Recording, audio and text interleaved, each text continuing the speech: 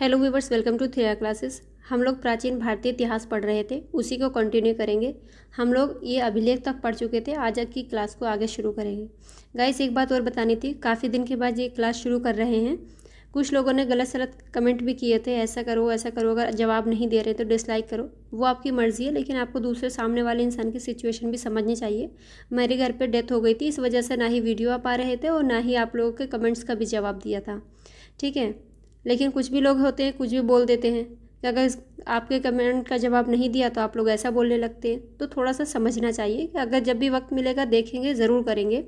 कुछ लोग पूछ रहे थे बार बार कौन सी बुक है, तो मैंने कई बार इसको बताया है, ये घटना चक्र जीएस की बुक है। जिसको लेना है वो मार्केट में ले सकते हैं। चलिए आज क्लास को आगे शुरू करेंगे। आपसे छोटी सी रिक्वेस्ट है, वीडियो क्लास शुरू करने से पहले अगर अच्छी लगे, यूज़फुल लगे तो प्लीज़ लाइक एंड शेयर ज़रूर करिए, वीडियो को पूरा ज़रूर देखा करिए। चलिए शुरू करेंगे। मूर्तियाँ, स्मारक, भवन एवं चित्रकला है। भरहुत, बोधगया और अमरावती की मूर्ति कला में जनसाधारण के जीवन की सजीव झांकी मिलती है। महलों और मंदिरों की शैली से वास्तुकला के विकास पर पर्याप्त प्रकाश भी पड़ता है। अजंता, एलोरा आदि के क्षेत्रों में मानवीय भावनाओं की सुंदर अभिव्यक्ति मिलती है। यहाँ से क्वेश्चन जब पूछा जाता है वो स्टेटमेंट के रूप में काफ़ी बार क्वेश्चन पूछे गए हैं। आगे देखेंगे इतिहास का विभाजन किस तरीके से किया गया है। प्राचीन भारतीय इतिहास की विशद सामग्री को समझने योग्य बनाने के लिए इतिहासकारों ने इतिहास को 3 भागों में बांटा है। आप लोग पहले से इसको बात को जानते हैं। पहला है प्राग ऐतिहासिक काल, दूसरा है आद्य ऐतिहासिक काल और तीसरा है ऐतिहासिक काल। प्राग ऐतिहासिक काल क्या होता है? जिसमें कोई भी लिखित साक्ष्य नहीं प्राप्त है। आद्य ऐतिहासिक काल वो होता है जिसमें कोई लिखित साक्ष्य तो मिले हैं, मतलब कोई भी जानने का साक्ष्य है, लेकिन उस लिपि को अभी तक नहीं पढ़ा गया है, ठीक। ऐतिहासिक काल क्या होता है? जिसमें लिपि को पढ़ा भी जा चुका है और उसके लिखित साक्ष्य भी है। इसके बारे में हम लोग बात करेंगे आगे। प्रागैतिहासिक काल, इस काल का इतिहास पूर्णतः पुरातात्विक साक्ष्यों से ही ज्ञात होता है, क्योंकि इस काल का कोई भी लिखित साक्ष्य उपलब्ध नहीं है। आगे मूव करेंगे। मानव सभ्यता के इस प्रारंभिक काल को सुविधा के अनुसार 3 भागों में फिर से बांटा गया है। एक है पूरा पाषाण काल, दूसरा है मध्य पाषाण काल और तीसरा है नव पाषाण काल। पूरा पाषाण काल की बात करेंगे, जैसे कि भीमबेटका की गुफाएं हैं, ये सारे पूरा पाषाण काल से ही संबंधित हैं। जैसे पहिए का आविष्कार हो गया, आग का आविष्कार है, कृषि का आविष्कार है, ये सारे क्या हैं? ये नव पाषाण काल में हुए थे। और प्राचीनतम जो कृषि के साक्ष्य वगैरह मिले हैं, ये सारे कहाँ से मिलते हैं हम लोगों को आगे इस पर बात करेंगे। भीमबेटका के गुफा चित्र जो है पूरा पाषाण कालीन है। गाइस, इसको इंपॉर्टेंट है, ये बहुत इंपॉर्टेंट है। यहाँ से क्वेश्चन डायरेक्ट भी पूछा गया है और स्टेटमेंट के रूप में भी क्वेश्चन पूछे गए हैं। पहिए का प्रयोग किस काल में होता है? नव पाषाण काल में। कृषि का आविष्कार नव पाषाण काल में। मानव द्वारा आग का सर्वप्रथम प्रयोग नव पाषाण काल में किया गया था। फिर से देखिए, भीमबेटका के गुफा चित्र पूरा पाषाण काल से संबंधित हैं। पहिया और कृषि ये नव पाषाण से है और आग का प्रयोग भी सबसे पहले नव पाषाण काल में ही किया गया था। क्वेश्चन पूछा जाता है कि कृषि के प्राचीनतम साक्ष्य कहाँ से मिले हैं। कई बार ये क्वेश्चन पूछा गया, तो याद रखिएगा मेहरगढ़ से कृषि के प्राचीनतम साक्ष्य प्राप्त हुए हैं। पशुपालन की बात करेंगे तो पशुपालन का प्रारंभ मध्य पाषाण काल में होता है और उसके साक्ष्य हमें भारत में कहाँ से मिलते हैं? आदमगढ़। ये आजमगढ़ नहीं है, आदमगढ़ है, याद रखिएगा। होशंगाबाद मध्य प्रदेश में है और बागोर भीलवाड़ा राजस्थान से हमें पशुपालन के साक्ष्य प्राप्त होते हैं। क्वेश्चन यहाँ से पूछा हुआ है। अगर मध्य पाषाण कालीन बात करेंगे तो मेहदहा ये कहाँ पर है? प्रतापगढ़ उत्तर प्रदेश में है। यहाँ से हड्डी और सींग से निर्मित उपकरण प्राप्त हुए हैं। ये क्वेश्चन आरओ में पूछा हुआ है, फिर से देख लीजिएगा। हड्डी और सींग से निर्मित जो उपकरण है वो मध्य पाषाण कालीन है। कहाँ से मिले हैं? मेहदहा उत्तर प्रदेश प्रतापगढ़ में प्राप्त हुए हैं। आगे बात करेंगे मानव कंकाल के साथ कुत्ते का कंकाल कहाँ से मिला है। काफ़ी बार ये क्वेश्चन रिपीट हुआ है। बुर्ज होम जम्मू कश्मीर से मानव कंकाल के साथ में कुत्ते का कंकाल भी प्राप्त हुआ है। गर्तावास के साक्ष्य भी ये बुर्ज होम से ही प्राप्त हुए हैं। आदि ऐतिहासिक काल की अगर बात कर ली जाए तो ये एक ऐसा काल है, इसमें लेखन कला का विकास तो हुआ है, लेकिन इसकी जो लिपि है उसको अभी तक पढ़ा नहीं गया है। क्वेश्चन अगर यहाँ से पूछ ले तो याद रखिएगा, क्योंकि हड़प्पा कालीन सभ्यता आप लोग जानते हैं बहुत इंपॉर्टेंट है, और हड़प्पा जो सभ्यता है वो आदि ऐतिहासिक काल से ही संबंधित है। हड़प्पा सभ्यता को इस काल में रखा जाता है। देखिए वही बात है, आदि ऐतिहासिक काल से संबंधित है कौन? हड़प्पा सभ्यता। गैरिक एवं कृष्ण लोहित मृदभांड संस्कृति इसी काल से संबंधित है। ऐतिहासिक काल की बात करेंगे। इस काल की जानकारी हेतु साहित्यिक एवं पुरातात्विक तथा विदेशी लेखकों के वर्णन मुख्य स्रोत है। इसको जानने के लिए ताम्र पाषाण काल की बात की जाएगी तो जिस काल में मनुष्य ने पत्थर, देखिए ताम्र का मतलब तांबा और पाषाण मतलब होता है पत्थर। पत्थर और तांबे के औजारों का साथ साथ प्रयोग किया उस काल को ताम्र पाषाण काल कहते हैं। ये कैल्कोलिथिक भी कहते हैं इंग्लिश में, याद रखिएगा। अगर आपको ताम्र पाषाण ना दे करके कैल्कोलिथिक हिंदी में ऐसा लिख कर दे दिया तो कन्फ्यूज हो जाएंगे। ताम्र पाषाण तो खूब पढ़ा है लेकिन कैल्कोलिथिक नहीं पढ़ा है, तो याद रखिएगा जिस काल में पत्थर और तांबे के औजारों के साथ साथ प्रयोग हुआ है उस काल को कैल्कोलिथिक काल कहा जाता है। सबसे पहले तांबा धातु का प्रयोग औजार बनाने के लिए किया गया था, क्वेश्चन ये पूछा हुआ है। भारत में ताम्र पाषाण अवस्था के मुख्य क्षेत्र कौन से हैं? दक्षिण पूर्वी राजस्थान में अहाड़ और गिलुंद जो हैं ये ताम्र पाषाण अवस्था से संबंधित हैं। पश्चिमी मध्य प्रदेश में मालवा, कायथा और एरण, पश्चिमी महाराष्ट्र तथा दक्षिण पूर्वी भारत में हमको ताम्र पाषाण अवस्था के मुख्य क्षेत्र मिलते हैं। मालवा मृदभांड ताम्र पाषाण मृद भांडों में उत्कृष्टतम माने जाते हैं। जोरवे स्थलों में सबसे बड़ा ये देमाबाद है। देमाबाद याद रखिएगा हड़प्पा सभ्यता का सबसे दक्षिणी क्षेत्र भी है कौन? देमाबाद। अहाड़ का प्राचीन नाम क्या है? ताम्रवती अर्थात तांबे वाली जगह। गाइज अगर आप लोगों को क्लास इंपॉर्टेंट लग रही है तो प्लीज़ लाइक एंड शेयर जरूर कर दीजिएगा। कायथा के मृद भांडों पर प्राक हड़प्पन और हड़प्पोत्तर संस्कृति के प्रभाव भी दिखाई देते हैं। मतलब प्राक हड़प्पन हड़प्पा से पहले के और हड़प्पा के टाइम के और हड़प्पा के बाद के, इसका मतलब यही है। आगे चलेंगे। सभी ताम्रपाषाण समुदाय चाकों पर बने काले और लाल मृद भांडों का प्रयोग करते थे। नोट करने योग्य बात कौन सी है? मानव द्वारा सबसे पहले तांबे धातु का प्रयोग किया गया, आप लोग जानते हैं। उसके बाद में कांसा और उसके बाद में आता है लोहा। क्लियर है? हड़प्पा सभ्यता कैसी थी? क्वेश्चन पूछा जाता है, याद रखिएगा कांस्य युगीन सभ्यता थी, लेकिन इसमें लोग लोहे के प्रयोग से परिचित नहीं थे। ये क्वेश्चन पूछा है, इसको भी थोड़ा सा याद रखिएगा। अब चलेंगे हड़प्पा सभ्यता, जिसको हम लोग सिंधु सभ्यता भी कहते हैं। सिंधु सभ्यता या हड़प्पा सभ्यता कैसी है? आर्द्र ऐतिक सभ्यता है। अभी मैंने बताया था, इंपॉर्टेंट है, क्वेश्चन पूछा हुआ है। सिंधु सभ्यता का प्रौढ़ काल 2600 से लेकर के 1700 ईसा पूर्व तक माना जाता है। कहीं कहीं आपको 2500 से 1750 भी टाइम मिल जाएगा, वो आप अपने ऑप्शन के हिसाब से देख लीजिएगा। काले रंग की आकृतियों से चित्रित लाल मृदभांड हड़प्पा सभ्यता की विशेषता है। सिंधु सभ्यता का सर्वाधिक पूर्वी स्थल, क्वेश्चन पूछा जाता है सबसे पूर्वी स्थल कौन सा है? ये है आलमगीरपुर। कहाँ पर है? हिंडन नदी के किनारे, मेरठ उत्तर प्रदेश में। फिर से देखिए, हड़प्पा सभ्यता का सबसे पूर्वी बिंदु कौन सा है? आलमगीरपुर है, हिंडन नदी के किनारे, मेरठ उत्तर प्रदेश में है। सबसे पश्चिमी पुरस्थल याद रखिएगा सुतकांगे डोर है। कहाँ पर? बलूचिस्तान में, दाश्क नदी के किनारे। नाम भी याद रखिएगा नदियों के, क्योंकि ये भी मैचिंग में पूछा जाता है बहुत बार। सबसे उत्तरी स्थल कहाँ पर है? मांडा, जम्मू कश्मीर में है। ये चिनाब नदी के तट पर अखनूर के पास है। सबसे दक्षिणी स्थल है कहाँ पर? गोदावरी नदी के तट पर, दैमाबाद, महाराष्ट्र में। फिर से इसका एक बार देख लीजिए, स्क्रीनशॉट रखिएगा, यहाँ से क्वेश्चन बनता है। सबसे पूर्वी स्थल आलमगीरपुर कहाँ पर है? मेरठ उत्तर प्रदेश में। किस नदी के तट पर? हिंडन नदी के तट पर है या उसके पास में है। पश्चिमी पुरस्थल की बात करेंगे, सुतकांगे डोर बलूचिस्तान में, दाश्क नदी के तट पर है। उत्तरी स्थल है मांडा, जम्मू कश्मीर में, चिनाब नदी के तट पर है। और दक्षिणी स्थल है दैमाबाद, गोदावरी नदी के तट पर। कहाँ पर? अहमदनगर, महाराष्ट्र में।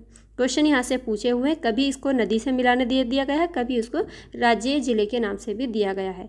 आगे बात करेंगे, सिंधु सभ्यता कैसी सभ्यता थी? 2500 बार ये क्वेश्चन पूछा गया है। ये एक नगरीय सभ्यता थी और यहाँ पे जो सड़कें थी वो एक दूसरे को समकोण पर काटती थी। ये भी बात याद रखिएगा, पूछा हुआ सवाल है। सिंधु सभ्यता से परिपक्व अवस्था में प्राप्त होने वाले बड़े नगर हैं मोहनजोदड़ो, हड़प्पा, राखीगढ़ी, धोलावीरा और कालीबंगा। हड़प्पा की खोज कब होती थी? 1921 में हुई है दयाराम साहनी के द्वारा, और 1922 में राखालदास बनर्जी मोहनजोदड़ो की खोज की जाती है।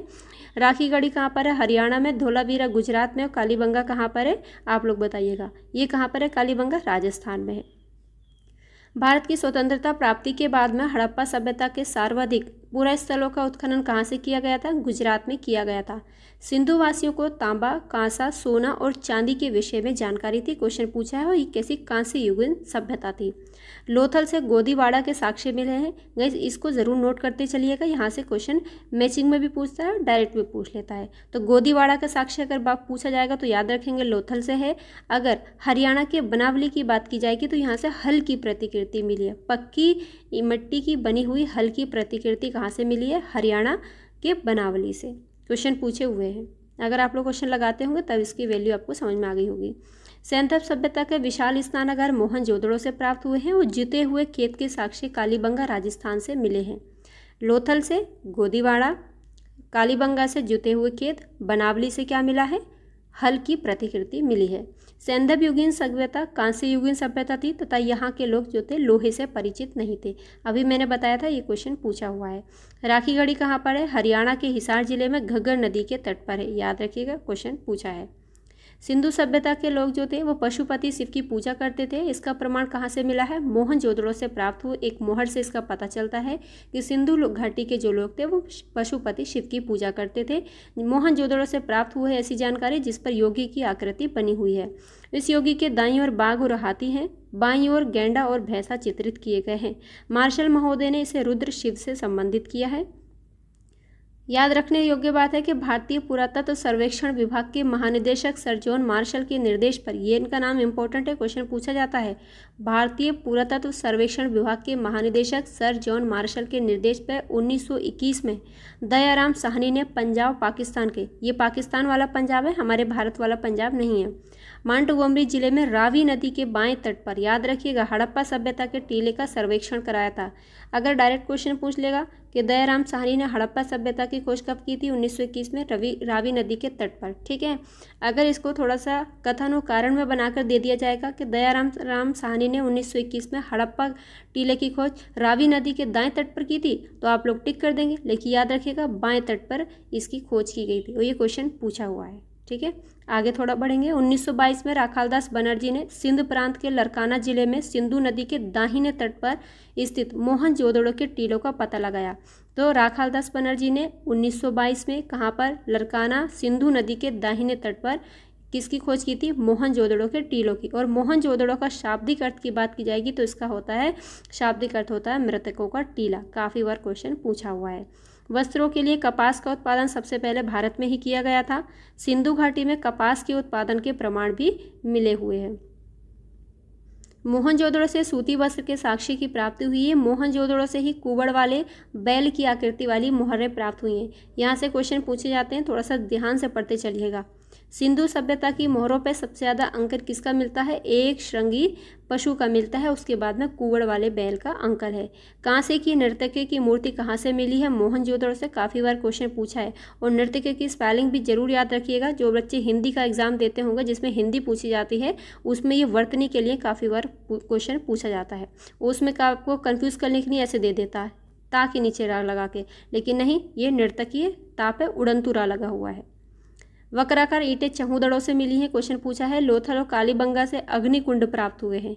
मोहनजोदड़ो से वृहद स्नानागार, लोथल और कालीबंगा से अग्निकुंड, चहुदड़ो से वक्राकार ईंटें मिली हैं। लोथल से क्या मिला था बताइएगा, लोथल से गोदीवाड़ा मिला है और बनावली से हल की आकृति, ये प्रतिकृति मिली है। लोथल और चहुदड़ो से मन के बनाने के कारखाने मिले हैं, काफ़ी बार क्वेश्चन पूछा गया है। अगर ऑप्शन में एक है इनमें से तो याद रखिएगा, इसके साथ भी जाएंगे, इसके साथ भी, अगर दोनों है तो दोनों के साथ जाइएगा, नहीं तो लोथल और चहुदड़ो से मनके के कारखाने मिले हैं। सिंधु सभ्यता की लिपि कैसी है, भाव चित्रात्मक लिपि है। सिंधु सभ्यता के वासियों ने नगरों घरों के विन्यास के लिए ग्रिड पद्धति अपनाई थी, क्वेश्चन पूछा है, कैसी पद्धति अपनाई थी इन्होंने, ग्रिड पद्धति।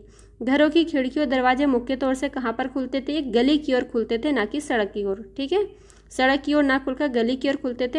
एकमात्र ऐसा स्थान है जिसका नाम है लोथल, कहाँ पर है, गुजरात में। इसके घर के दरवाजे तो थे मुख्य सड़क की ओर खुलते थे। क्वेश्चन यहाँ से कथन और कारण में पूछा हुआ है।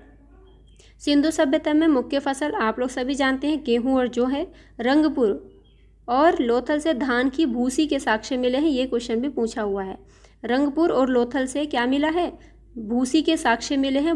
जो लोथल है किस नदी के तट पर है, याद रखिएगा, भोगवा नदी के तट पर ये स्थित है, ये भी क्वेश्चन पूछा है। जिससे धान की खेती होने के प्रमाण मिले हैं। सिंधु सभ्यता में लोग धान की खेती करते थे, ऐसे प्रमाण मिले हैं। क्यों, क्योंकि यहाँ से रंगपुर कहाँ पर है, पंजाब में है, कहाँ पर है आप लोग बताइएगा। रंगपुर और लोथल से धान की भूसी के साक्ष्य मिले हैं।